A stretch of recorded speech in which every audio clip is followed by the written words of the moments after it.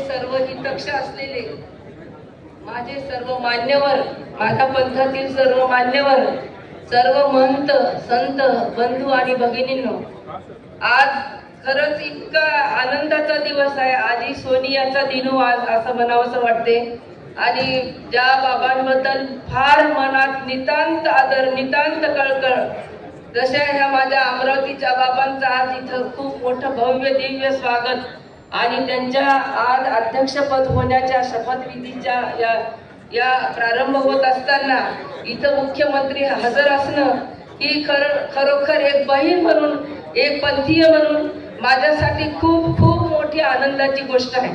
आणि त्या बाबांचे त्याचबरोबर ज्या मावळते अध्यक्ष आहेत ते फलटणचे मोठे बाबाजी, त्या अगोदरचे रिद्धपूरचे बाबाजी आणि त्या अगोदरचे अमरावती येथील मोठे बाबाजी, या सर्वांनी जसा द्विजगोरक्षण स्थानाचा लढा सुरू झाला तेव्हापासून आम्हाला जी मदत केली आणि प्रत्येक वेळेला त्यांनी वेळोवेळी चौकशी करून काय हवं काय नको याची आम्हाला प्रत्येक वेळा पाठीशी उभं राहिले सर्व बाबा।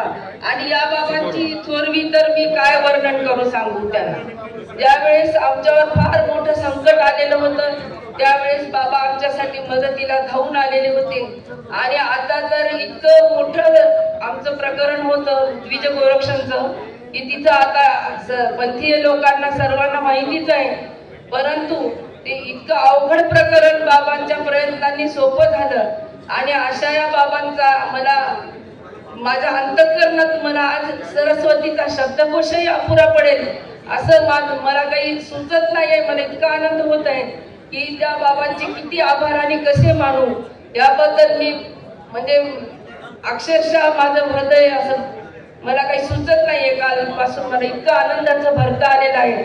आणि बाबांच्या अध्यक्षतेखाली पंथाची विकास धोरण अजून उत्तम प्रगती होईल अशी मी बाबांसाठी हार्दिक शुभेच्छा व्यक्त करते आणि माझे 2 शब्द पूर्ण करते। आणि त्याचबरोबर सर्व पंथीय संत महंतांचे, सर्व साधकांचे, सर्व बंधू भगिनींचे सुद्धा आभार मानते की त्यांनी वेळोवेळी ज्या वेळी आम्ही आव्हान केलं त्या वेळी तिथे गोरक्षण स्थानाजवळ येऊन आपली उपस्थिती दाखवली आणि दाखवत राहतील। धन्यवाद।